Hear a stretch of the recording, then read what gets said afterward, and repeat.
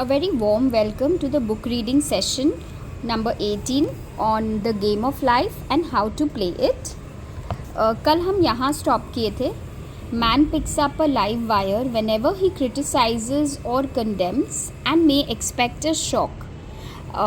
मतलब ये हमारी चॉइस है कि हमें किसी को क्रिटिसाइज़ करना है कि नहीं, क्योंकि वो करने से हम एक लाइव वायर हाथ में ले रहे हैं. Indecision is a stumbling block in many a pathway. In order to overcome it, make the statement repeatedly. I am always under direct inspiration. I make right decisions quickly. एक और problem जो हम अपनी लाइफ में normally face कर रहे होते हैं कुछ भी मैनिफेस्ट करने के पहले, वो होता है इनडिसिशन. हम डिसाइड ही नहीं कर पाते हमें ये करना है कि ये यहाँ जाना है या यहाँ, ये सिचुएशन में ऐसे करना चाहिए कि ये करना चाहिए. तो उस सिचुएशन के लिए भी इन्होंने हमें एक बहुत अच्छा सिंपल रास्ता दिखाया है. जब आप कन्फ्यूजन में हो, आप सीधा बोलिए, आप ये एफर्मेशन कर रहे हैं कि I am always under right inspiration, I make right decisions very quickly. ये बहुत लोग ऐसे हैं जिनकी हैबिट ही है, जिनको डिसीजन मेक करने में बहुत टाइम लगता है. तो ये एफर्मेशन आप अपनी डेली रूटीन में ऐड कर सकते हैं कि I make the right decisions quickly and I am divinely guided and protected. These words impress the subconscious and soon one finds himself awake and alert, making his right moves without hesitation. मतलब कि ये जो words जब हम affirmation कर लेते हैं और अगर आप डेली करेंगे, आपको अचानक ही थोड़े दिनों में रियलाइज़ होगा कि आप बहुत फटाफट राइट डिसीजंस ले पा रहे हैं. I have found it destructive to look to the psychic plane for guidance, as it is a plane of many minds and not the one mind. So basically हम इसकी एक्सप्लेनेशन ये है कि हम अगर साइकिक प्लेन में guidance के लिए सोचें तो वहाँ बहुत सारी एनर्जीज काम कर रही होती है और हमें डायरेक्ट गॉड से कनेक्ट करना है. As man opens his mind to subjectivity, he becomes a target for destructive forces. The psychic plane is a result of man's mortal thought and is on the plane of opposites. So basically psychic plane क्या है, जब हम reasoning mind से सोच रहे होते हैं ना, तो उस समय बहुत थॉट्स चल रही होती है. लॉजिकल माइंड में इतने सारे विचार आ रहे होते हैं, ये करना चाहिए, नहीं ये भी हो सकता है, वो भी हो सकता है. वो सब सिचुएशन के लिए ये बता रहे हैं कि हमें टोटल सरेंडर करना है और हमें ये एफर्मेशन करनी है कि हमें राइट गाइडेंस मिलती जा रही है. The science of numbers and the reading of horoscopes keep man down on the mental plane for they deal only with the karmic path. अब ये कितनी इम्पॉर्टेंट है कि हम जब किसी न्यूमरोलॉजिस्ट के पास चले गए और उन्होंने बोल दिया कि आपके लिए नंबर 3 अशुभ है, से फॉर एग्ज़ाम्पल, और हम अगर कोई इम्पोर्टेंट काम के लिए गए और वहाँ हमें नंबर 3 का टोकन मिला या नंबर 3 से कुछ कनेक्शन अगर वहाँ हो गया, तो हमारा माइंड ना बिलीव करने लगता है कि ये तो मेरे लिए काम ही नहीं करने वाला.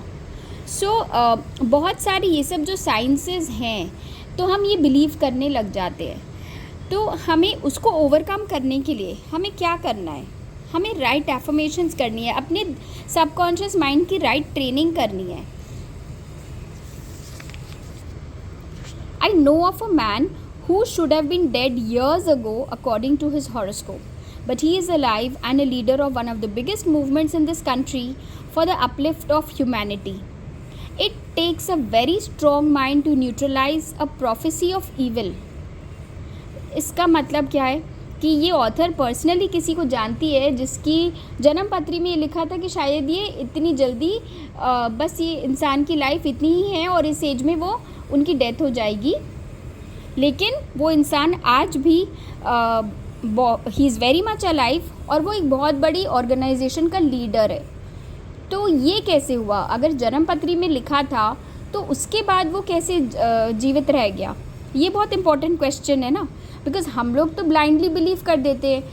इनफैक्ट बिलीव तो ऐसा करते हैं कि हम प्रोग्राम कर देते हैं कि अगर जन्म पत्री में किसी ने हमें बता दिया कि 35 से 37 ईयर्स का एज आपका गोल्डन एज है, उसमें आपके पास सब कुछ होगा, 38 में आपको अपनी हेल्थ पे ध्यान देना है, तो क्या होता है, हम अपनी माइंड की प्रोग्रामिंग वैसे करके छोड़ देते हैं.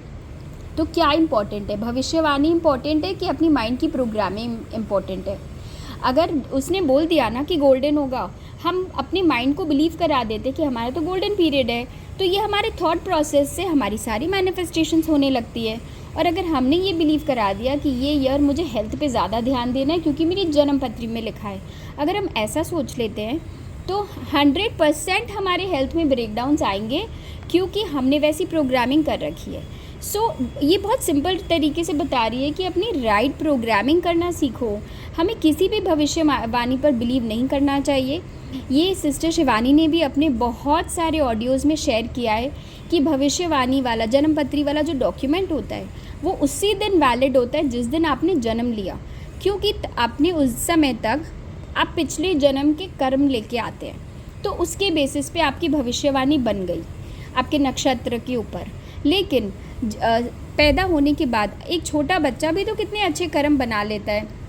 मान लो 4-5 साल का बच्चा है, वो अपनी एक चॉकलेट भी अगर अपने स्कूल फ्रेंड्स से शेयर करता है, स्कूल फ्रेंड्स में अपने स्कूल फ्रेंड्स को हेल्प करता है, कोई रोते हुए बच्चे को चुप कराता है, हंसाता है, अपनी मेड से बहुत अच्छे से बातें करता है, रिस्पेक्ट, तो वो भी तो अनकॉन्शियसली अच्छे अच्छे कर्म बना रहा है। और जैसे जैसे हम बड़े होते जाते हैं हमारे कर्म के हिसाब से हमारी डेस्टिनी बनेगी, कोई जन्म पत्री के हिसाब से नहीं बनती। अगर आपने बचपन से लेके 10 साल की उम्र तक बहुत अच्छे कर्म किए, सबको बहुत हेल्प किया, सबके लिए अच्छा सोचा, बहुत ग्रैटिट्यूड किया, तो आपकी जन्म पत्री में कुछ भी लिखा हो वो इनवैलिड है।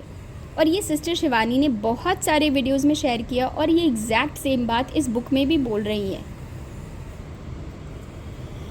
और भविष्यवाणी में लिखी हुई बातों को ओवरकम करने के लिए एक बहुत स्ट्रॉन्ग माइंड चाहिए, क्योंकि हम ना डर रहे होते हैं, हमारा माइंड ही उतना स्ट्रॉन्ग नहीं है।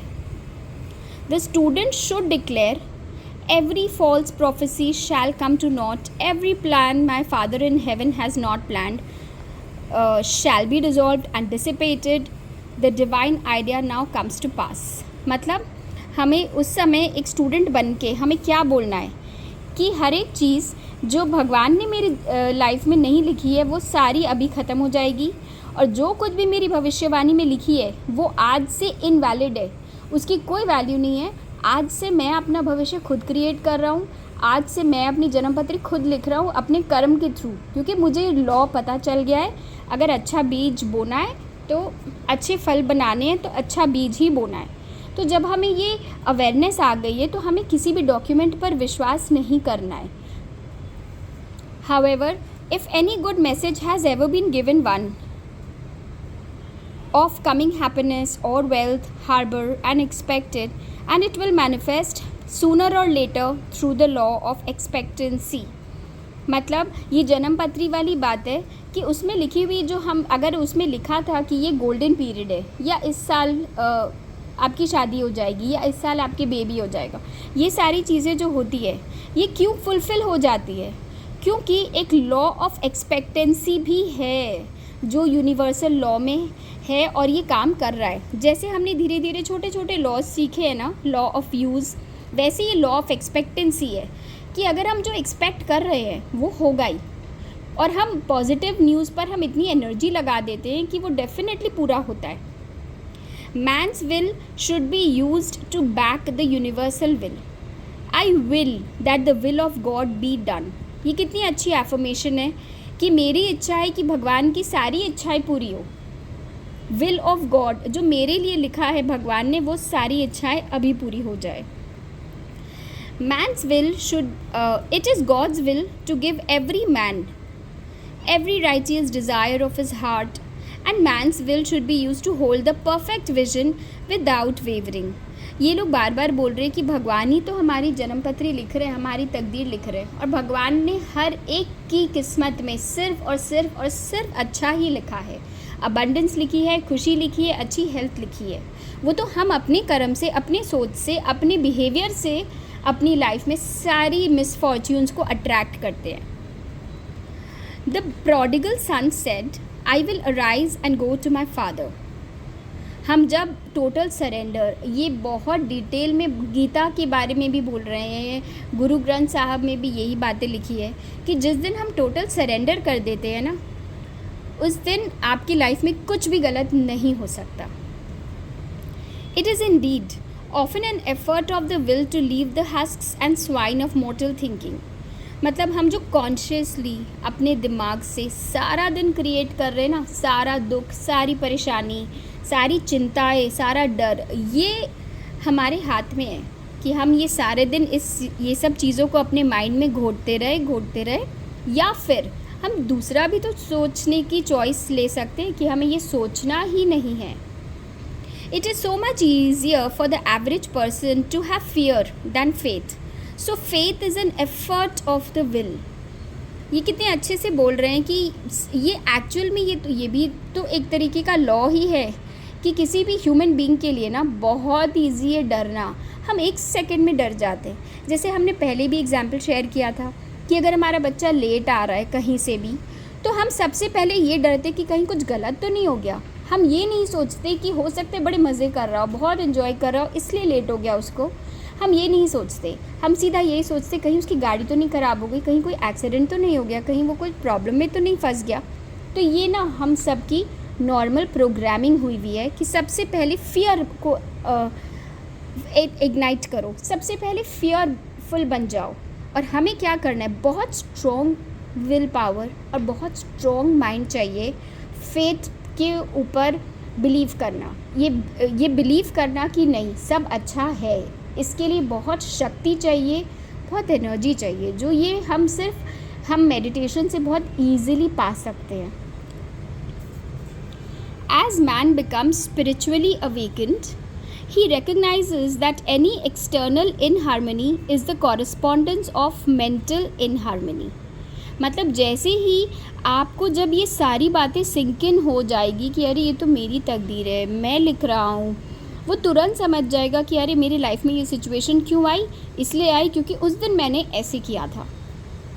If he stumbles or falls, he may know he is stumbling और फॉलिंग इन कॉन्शियसनेस। तो जैसे ही कोई लाइफ में आपको ब्रेकडाउन कहीं भी दिख रहा है, कोई सिचुएशन आ रहा है, तो समझ जाओ कि मुझे अभी तुरंत किस चीज़ को सुधारना है। और हम सबसे ईजीली इसको ग्रैटिट्यूड से भी भर सकते हैं। जिस एरिया में ज़्यादा चैलेंज चल रहे हैं ना, उस एरिया में हमें भर के ग्रैटिट्यूड करना है। One day a student was walking along the street condemning someone in her thoughts. She was saying mentally, the woman is the most disagreeable woman on earth. When suddenly 3 Boy Scouts rushed around the corner and almost knocked her over. She did not condemn the Boy Scouts, but immediately called on the law of forgiveness and saluted the divinity in the woman. Wisdom's ways are ways of pleasantness and all her paths are peace. तो ये एक छोटी सी example है कि कैसे उसको, अगर आप डेली प्रे कर रहे होते हो ना, तो भगवान कैसे आपको रोक लेता है कि अरे तुम गलत सोच रहे हो, अभी सोचना बंद करो। तो इसके साथ क्या हुआ, ये एक दिन रास्ते में कहीं जा रही थी और किसी लेडी के बारे में सोच रही थी, और वो ये सोच रही थी कि ये बहुत ही डिसएग्रीएबल वुमन है, मतलब इसके साथ तो कोई रह ही नहीं सकता। वो इस तरीके के थॉट्स बना रही होगी। और अचानक से चलते चलते 3 बॉयज़ पुलिस जो स्काउट्स में होते हैं, वो दौड़ते दौड़ते आए और उसको धक्का मार दिया और वो गिर गई। और गिरने से क्या हुआ, उसने अपनी थॉट चेंज कर दी। वो गिरते ही उसको बाद में रियलाइज़ हुआ कि अरे ये मैं क्या सोच रही थी। तो ये क्या था, ये यूनिवर्स का, भगवान का तरीका था उसको झटका देने का कि तुम गलत मत सोचो। ऐसा हमारे साथ भी होता है डेली लाइफ में, और बहुत बार होता है कि हम जब कहीं कुछ कर रहे होते अचानक हमारे माइंड में आता है अरे ये क्या किया, या कोई एक्सटर्नल डिस्टर्बेंस ही आ जाएगा, कोई फ़ोन कॉल ही आ जाएगा, या सामने से कोई आदमी आ जाएगा, और तब हम रियलाइज़ करते हैं कि मैं क्या फ़ालतू चीज़ों पे सोच रही थी, क्या मैं फ़ालतू काम कर रही थी। तो ये हमारी डेली एक्सपीरियंसेस है, और ये यूनिवर्स का तरीका है आपसे कनेक्ट करने का।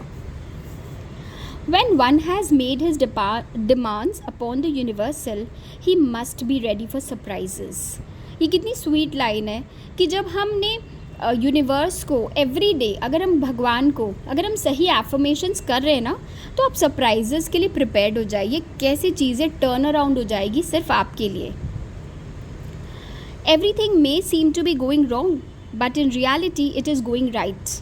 तो अगर आप फेथ वाली लाइफ में आ जाएंगे ना, फियर को ओवरकम के फेथ में जीना सीख जाएंगे, तो आपको एक बार हो सकता है ऊपर ऊपर से चीज़ें लगे कि नहीं अभी सही नहीं चल रहा, लेकिन आपकी फेथ है कि ये जो हो रहा है ना मेरे लिए अच्छा ही हो रहा है। आप रियलाइज़ करेंगे कि थोड़े टाइम पे आपको प्रूफ हो जाएगा कि नहीं, जो हो रहा था वो बहुत अच्छा ही हो रहा था. For example, a woman was told that there was no loss in divine mind, therefore she could not lose anything which belong to her. Anything lost would be returned or she would receive its equivalent. सो ये बहुत ही interesting है. ये उन लोगों के लिए है जो अक्सर अपनी चीज़ें खोते रहते हैं और फिर सोचते हैं कि ये क्या हुआ, क्यों खो दिया मैंने. तो ये बहुत इंटरेस्टिंग एग्जाम्पल है कि एक लेडी थी और उसको बोला गया था कि तुम कुछ भी खो नहीं सकती हो, क्योंकि जो भी अगर तुमने खोया है वो तुम्हारे पास ज़रूर घूम फिर के किसी न किसी रूप में आएगा, लेकिन सब चीज़ें घूम फिर के आ जाएगी, तुम चिंता मत करो.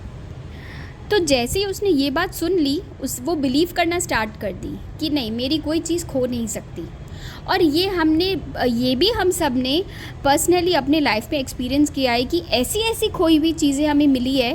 जैसे कि मेरे पास 2 एग्जाम्पल है जिन्होंने एयरपोर्ट पे अपना आईपैड छोड़ दिया था और घर आ गए थे और उनको वो आईपैड तक वापस मिल गया. कितना इजी था किसी के लिए वो आईपैड चोरी करके ले जाना, और एक दिन बाद मिला. सो ये कैसे हुआ? ये खाली इस लॉ को प्रूफ कर रहा है कि जो चीज़ आपका है वो आपसे कोई छीन नहीं सकता. आपकी चीज़ कोई आपसे लेके नहीं जाएगा, जो वो चीज़ आपसे खो ही नहीं सकती, और अगर खोई है तो उसके जैसा या फिर वो सेम आपके पास घूम फिर के वापस आएगा. ये भी एक लॉ है. तो इस लेडी की जो स्टोरी थी, several years previously she had lost $2,000. She had loaned the money to a relative during her lifetime, but the relative had died, leaving no mention of it in her will. The woman was resentful and angry, and as she had written no statement of the transaction, she never received the money. So she determined to deny the loss and collect the $2,000 from the Bank of the Universe. She had to begin by forgiving the woman, as resentment and unforgiveness closed the doors of this wonderful bank. So हुआ क्या था, एक lady ने अपने किसी relative को $2,000 दिए थे और फिर वो रिलेटिव की डेथ हो गई. अब जिसकी डेथ हुई उसने कहीं पर भी नहीं लिखा था, कोई विल नहीं बनाई हुई थी, या कहीं कोई रिटन रिकॉर्ड नहीं था कि मैंने इस इंसान से $2,000 लिए हैं. तो ऑब्वियसली जब वो मर गई तो उसके बाद ये किसके पास जा सकती थी वो पैसे क्लेम करने के लिए? और कोई नहीं था. तो इसको बहुत दुख हो रहा था. $2,000 तो बहुत बड़ी रकम होती है, और इतने सालों पहले तो डेफिनेटली बहुत बड़ी रकम रही होगी. तो लेकिन उस समय उसके पास क्या ऑप्शन थे? या तो वो दुखी हो जाती, या तो वो लेडी को कोसती कि कैसी लेडी थी, मेरे पैसे का कहीं तो किसी को तो बोल के जाती कि इतने पैसे इसको रिटर्न कर देना, मैंने ले रखे हैं. उसके पास ये ऑप्शन था, वो डेफिनेटली ये कर सकती थी, जो कि नॉर्मली हर एक इंसान करता है. पर उसने क्या चूज़ किया? वो एकदम श्योर हो गई थी कि नहीं, मेरे ये पैसे नहीं खोए हैं और मुझे यूनिवर्स का जो बैंक है ना, वो मुझे ये पैसे लौटा के देगा. उसने 1% भी वो निराश नहीं हुई, उसने होप्स नहीं खोए, और वो एकदम श्योर थी कि ये पैसे वापस आएंगे. उसके लिए उसको क्या करना पड़ा? उसको स्टार्ट करना पड़ा उस लेडी को फॉरगिव करने के लिए. क्योंकि अगर हम किसी से चिढ़ते हैं या हम अगर किसी को माफ़ नहीं कर पाते, अगर हम किसी से नाराज़ रहते हैं, तो बैंक, जो यूनिवर्स का जो बैंक है ना, वो अपने दरवाजे बंद कर देता है. हमें वो पैसे कभी नहीं आएंगे. अगर आपके उस जिससे आपने लिए थे, जिसको आपने पैसे दिए थे, अगर आप कॉन्स्टेंटली उसको कोस रहे हैं, आप उसको रिजेंट कर रहे हैं, आप गुस्सा हो रहे हैं, तो आपके ये पैसे रिटर्न नहीं आएंगे. आपको फॉरगिविंग बनना है कि कोई बात नहीं, ये पैसे तो मेरे खोए ही नहीं है, वो इंसान बहुत अच्छी थी, उसके बारे में गलत विचार नहीं बनाने हैं. तो इसने यही सब किया.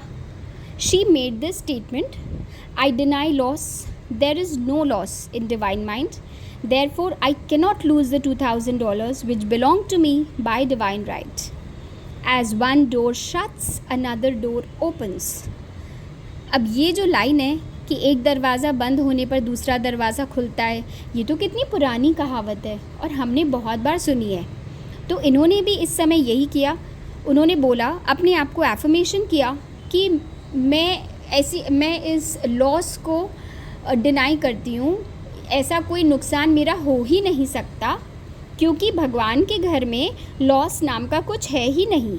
मैं बिल्कुल भी ये $2,000 नहीं खो सकती जो कि मेरे हैं. She was living in an apartment which was for sale, and in the lease was a clause stating that if the house was sold, the tenants would be required to move out within 90 days. Suddenly, the landlord broke the leases and raised the rent. Again, injustice was on her pathway. But this time, she was undisturbed. She blessed the Lord and said, as the rent has been raised, it means that I am going to be that much richer. For God is my only supply. So I think today I'll make it a little longer because I want to finish this story. So इस lady के साथ हुआ क्या था, उसने affirmation तो कर दी कि हाँ ये पैसे $2000 मेरे हैं, ये मेरे पास आने वाले हैं. उसके बाद क्या हुआ, वो जिस घर में रह रही थी उस घर के लैंडलॉर्ड ने क्या किया, उस घर उसकी जो अग्रीमेंट हुई थी उसमें एक क्लॉज था कि अगर वो घर कोई अगर जो घर का मालिक है अगर उस घर को बेचता है तो उस घर में जो लोग रेंट में रह रहे हैं उन्हें 90 डेज़ के अंदर उस घर को छोड़ के जाना पड़ेगा. और वो जो लैंडलॉर्ड था उन्होंने क्या किया, उन्होंने चीटिंग कर ली और लीज़ ब्रेक कर दिया और रेंट को बढ़ा दिया. लीज़ में लिखा था कि इतना ही रेंट आपको पे करना है इतने समय तक, बट वो रेंट बढ़ा दिया. तो ऑब्वियसली उसके साथ नाइंसाफ़ी हुई, गलत हुआ, बट वो एकदम डिस्टर्ब नहीं हुई. उसने क्या बोला, अगर भाड़ा बढ़ाया है, अगर रेंट इसने बढ़ाया है तो इसका मतलब मैं इतने रुपए से और अमीर होने वाली हूँ. ये कितनी अच्छी थॉट है. हमें ना इस तरीके की थॉट की प्रैक्टिस में शिफ्ट करना है अपने आप को. और उन्होंने बोला गॉड इज़ माई सप्लाई. अब हुआ क्या था, new leases were made out for the advance rent, but by some divine mistake the 90-day clause had been forgotten. Soon after, the landlord had an opportunity to sell the house. On account of the mistake in the new leases, the tenants held possession for another year. The agent offered each tenant $200 if they would vacate. Several families moved, 3 remained, including the woman. A month or 2 passed, and the agent again appeared. This time, he said to the woman, "Will you break your lease for the sum of $1,500? It flashed upon her, here comes the $2,000. She remembered having said to her friends in the house, we will all act together if anything more is said about leaving. So her lead was to consult her friends. These friends said, well, if they have offered you $1,500, they will give you $2,000. So she received a check for $2,000 for giving up the apartment. It was certainly a remarkable working of the law, and the apparent injustice was merely opening the way for her demonstration. It proved that there is no loss, and when man takes a spiritual stand, he collects all that is his from the great reservoir of good. मतलब इसके साथ हुआ क्या था, जैसे इन्होंने lease तोड़ दी थी लैंडलॉर्ड ने और वो घर को बेचने पे लगा रहा था, और वो जब घर बिकने वाला था लैंडलॉर्ड ने गलती से नए अग्रीमेंट पर ना वो नहीं डाला. उन्होंने नए अग्रीमेंट पर 90 डेज़ का क्लॉज लिखना ही भूल गया. तो ये सारी मिस्टेक्स कैसे हुई, वो भूला कैसे, क्योंकि इसकी डिवाइन राइट में था. और फिर वो जब घर बिकने लगा तो जो एजेंट था, मनी बीच में जो पर्सन था, उसने इसको ऑफ़र किया कि एक काम करो, तुम घर खाली कर दो, तुम मेरे से पैसे ले लो, तुम मेरे से पैसे ले लो, $1500 ले लो. तो उसने अपनी फ्रेंड से डिस्कस किया. फ्रेंड्स ने बोला अगर 1500 दे रहा है तो 2000 भी दे देगा. तो इसने सीधा डिमांड की कि हाँ ठीक है मुझे 2000 दे दो, एंड उसने $2000 उसे मिले. सो इस तरीके से उसके खोए हुए पैसे किसी न किसी तरीके से घूम फिर कर उसके पास वापस आए. This is the conclusion of the story. And ये कितनी अच्छी लाइन है, देयर इज़ नो लॉस. अगर आप स्पिरिचुअल स्टैंड ले लेते हो ना तो आपके साथ गलत कुछ हो ही नहीं सकता. और अगर कुछ हुआ है तो आप अपनी गॉड जो एंडलेस सप्लाई है वहाँ से आप अपनी लॉस को कलेक्ट कर सकते हो. Thank you so much, and I'm so sorry for the extended video. Thank you.